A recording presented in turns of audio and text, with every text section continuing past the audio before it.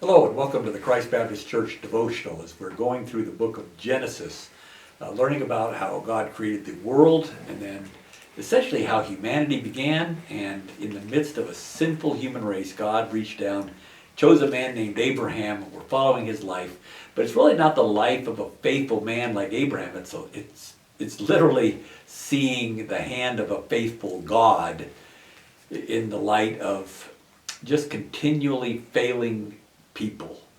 With Abraham, Sarah his wife, Isaac his son, his sons Jacob and Esau, as they continue to just be normal human beings in the course of life, but God, who reached down into Abraham after the Tower of Babel, where the people tried to reach up on their own and make a tower to heaven, and God immediately created all kinds of diverse languages where people could not now get along and work together and separate and not unite in their sinfulness. In all of that, Abraham and his brothers and his father Terah were all living there in Mesopotamia, and they were idolaters. They were worshiping other gods. And we see that from the book of Joshua, chapter 24 tells us that. And knowing that, God, in his faithfulness, reached out and took Abraham and made him a promise. And all Abraham had to do was believe that promise. Abraham believed that promise. The promise was, first, you'll be a father of many nations. You will have so many more descendants, you can't count them. They'll be like the dust on the earth. And secondly, this is the land I'm going to give you. Go to the land and I'm going to show you what I'm going to give you. So you leave the land where you're at. That's tangible. You can see it. You've got it. Leave that land and go to a place that I'm going to tell you about that's going to be far much more better. And you will have what you desperately want, which is a family. He and his wife Sarah were barren for so many years. All Abraham had to do was believe that promise. And he did, and God justified him by faith. By his faith, he was justified in God's eyes, so now God will hold to that promise to him because he believed and God credited to him as righteousness. Isn't that exactly the same way? That's why Abraham is called the father of all who believe by faith and are justified by faith. Why? Because we too are called to leave the land that we have, the desires and joys of this earth, this sinful, broken earth, and anticipate the promise that God has for us. A land that we haven't seen yet, a land that he tells us is going to be great. A land that is far better than anything we have here, and we long for that land, and we live accordingly, and that we'll have a family more than the sand of the seashore. This is why Jesus said, whoever leaves father, mother, brother, sisters, farms, houses, wealth, for my sake and for the gospel's sake, will receive 100 times as much in this life and the life to come. Why did Jesus say that? Because he knows we're talking about a family that's far bigger than any earthly family that we have. And so Abraham is the father of all who believe. And so we're really in his shoes understanding that. So Abraham, we're watching his story now as his story unfolds, as God is stretching him and walking with him and stretching and growing his faith. As Abraham continues to sin, he tells people his wife is his sister so that he's afraid he might not die. And he goes on and has Isaac, and Isaac goes on and has Jacob and Esau, brothers who really fight. We've seen how they've tried to manipulate their own ideas into what they think will happen, despising and not agreeing with what God said in his word, but God's word still came about, and Jacob is going to be the one who is blessed, and the older will serve the younger. Esau, the older brother, will serve the younger brother, Jacob. That's exactly what happened in chapter 27. The blessing came on Jacob, not on Esau, when everybody else was trying to switch it all around, using deceit, using lies, using all kinds of intrigue. And it all worked out to God's plan. And we've seen that. Now here we are in Genesis chapter 29, where Jacob has now been sent back to receive his wife from the family, ultimately, of Abraham. Now, with that, we've seen such deceit in chapter 27. Such deceit of what's going on in chapter 27 and when basically Jacob deceived his father. He had tricked his brother out of his birthright, caused Esau to sell his birthright to him. And he tricked his father by making him believe that he was Esau. So he lied to him. And we look at that and we say, how can God put up with that? Oh, we thought God can't tolerate sin. We need to see some justice here. We want to see people, we want to see them judged immediately, don't we? That's just our hearts. Our hearts want to be judged. And so we long, and when we read the history of the Bible, the history of really God's people, we want to see righteousness. We want to see justice. So we're now upset at Jacob, he and his mother, and what they did. Even though they were trying to get back to what God had originally promised, but still, we see what they did. He lied to his father.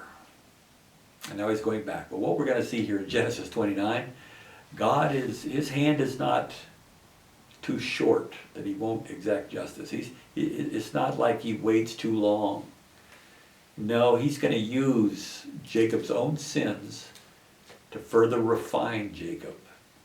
Now, why is he doing that? Why is he not judging Jacob? Because Jacob is in the line of the promise. God promised.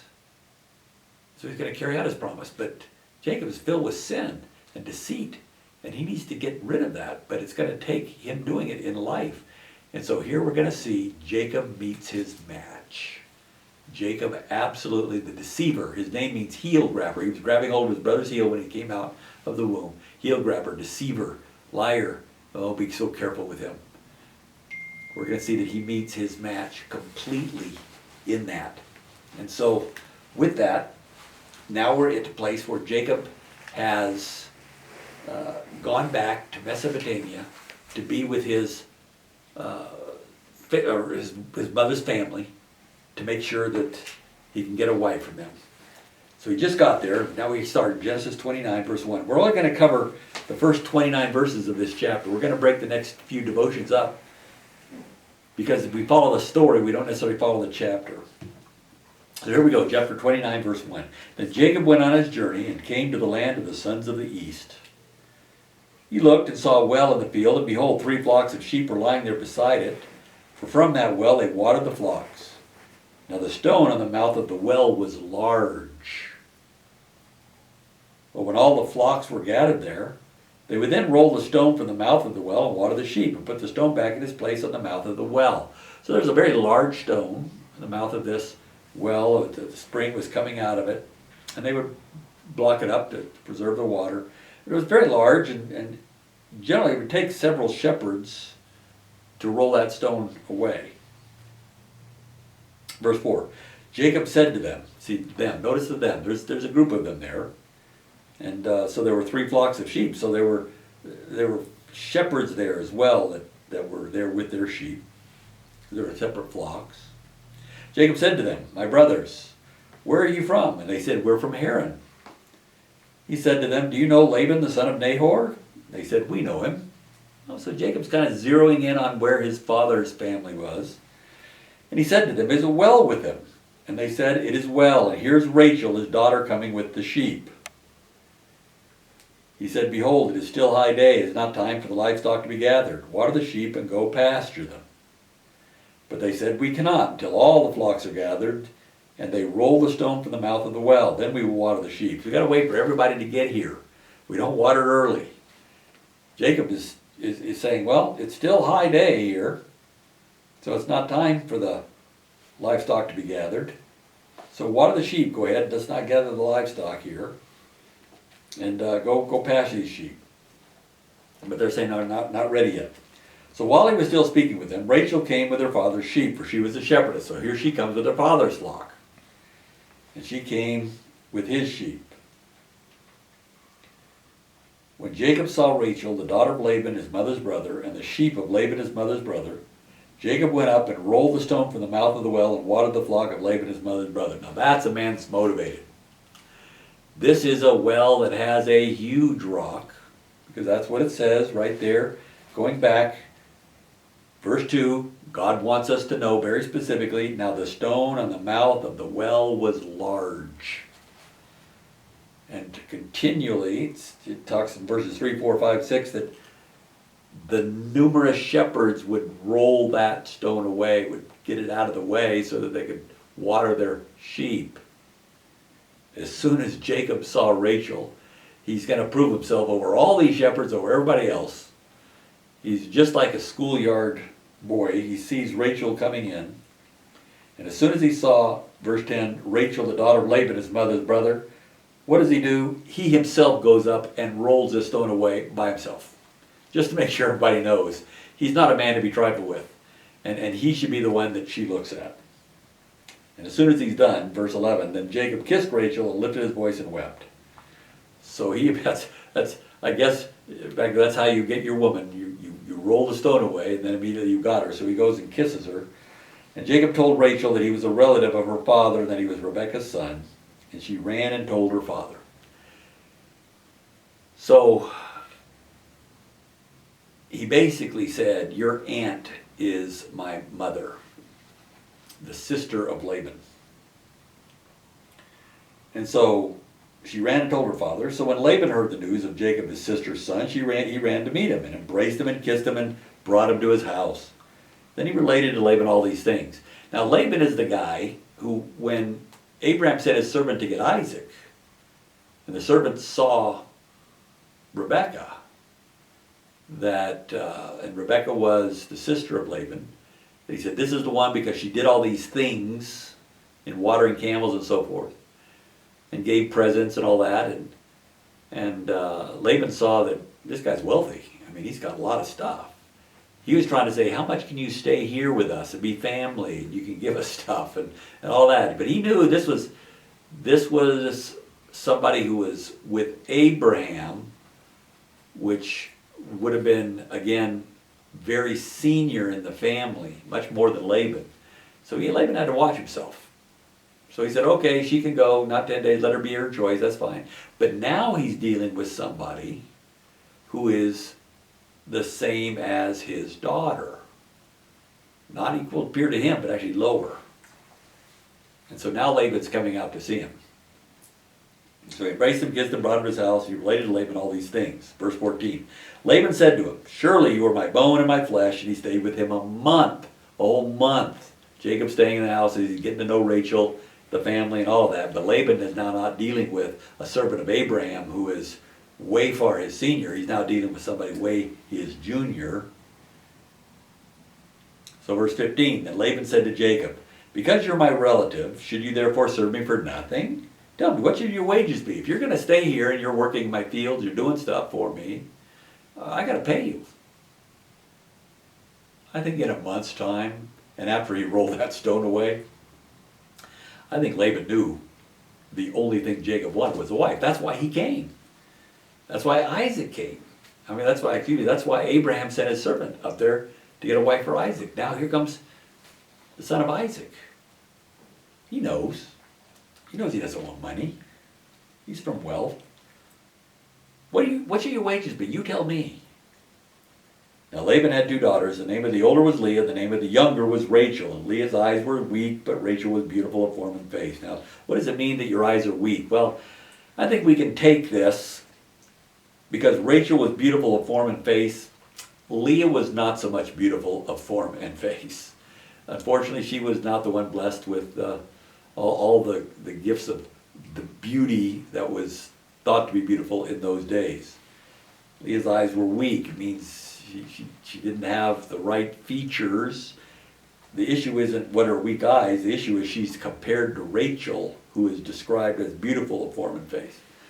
And so, very clear here that older was Leah, not so attractive.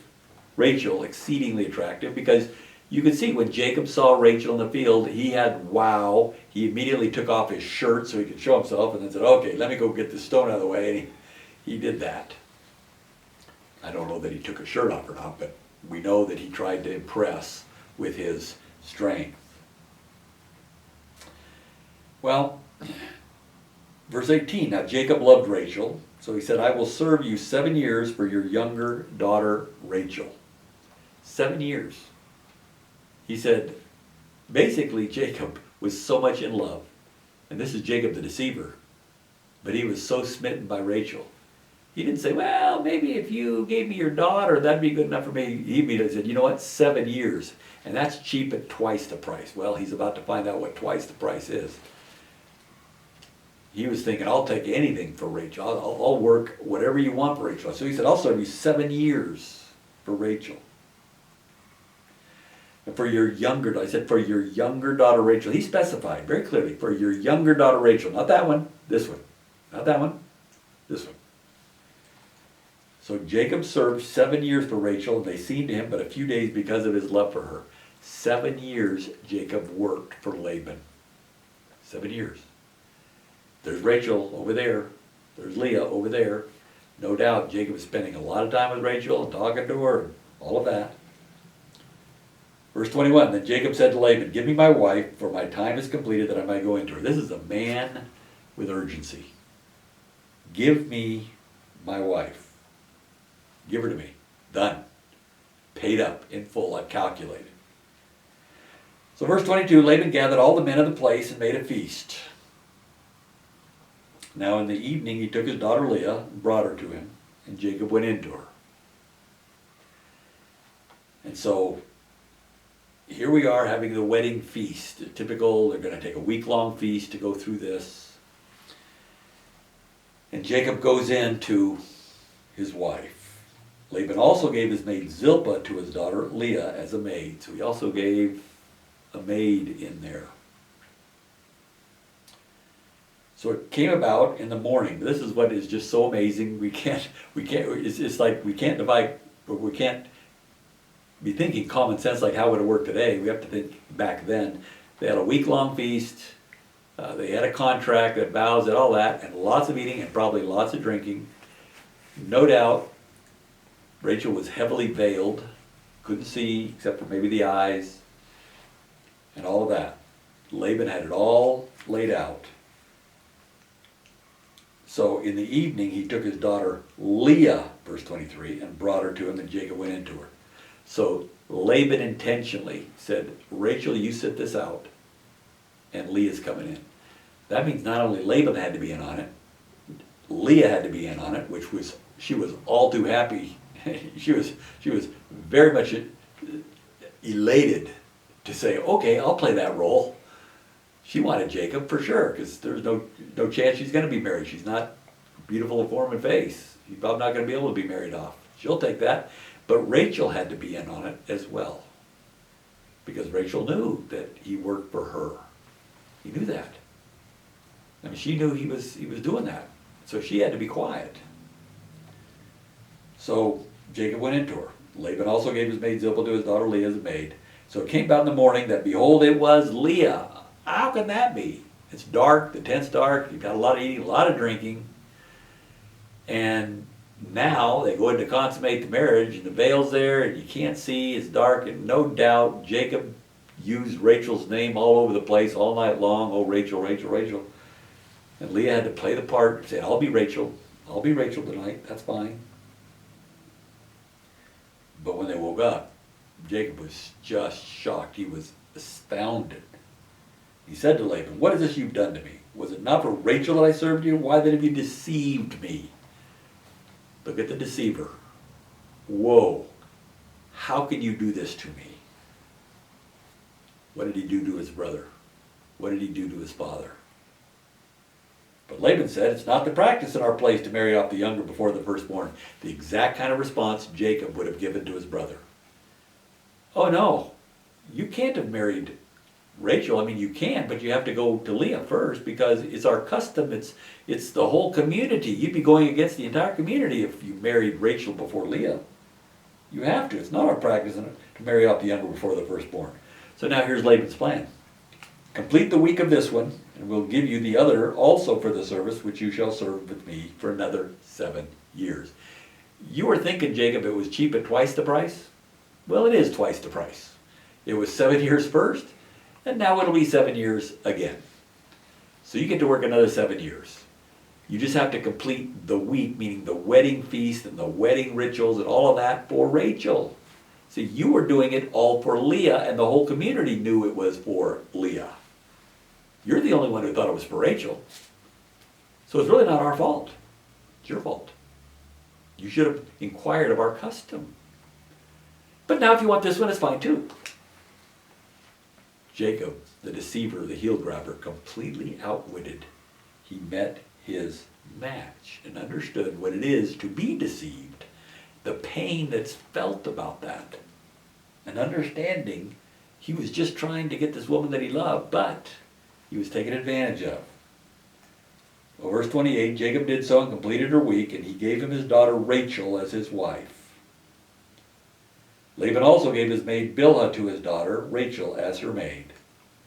So Jacob went into Rachel also, and indeed he loved Rachel more than Leah, and he served with Laban another 7 years. So he married Rachel, and then he worked another 7 years. 14 years going back. That's 14 years he never went back home. 14 years he never saw his father and mother. 14 years he's gone, and now he's trying to work through. And he only got Rachel in the last 7, so he was just with Leah for the first 7. He was had his eyes on Rachel, but not knowing that Laban had conspired for 7 years, saying, "You're going to marry Leah first." Jacob never saw it.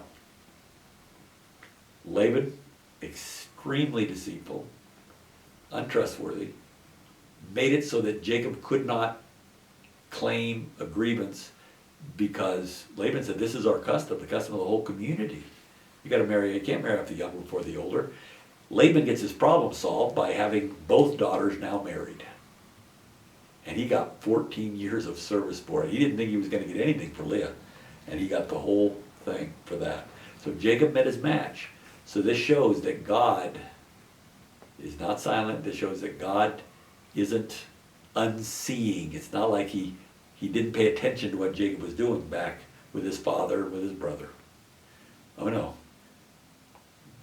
God sees everything. And we see this later on in the books that Moses wrote. Be sure your sin will find you out.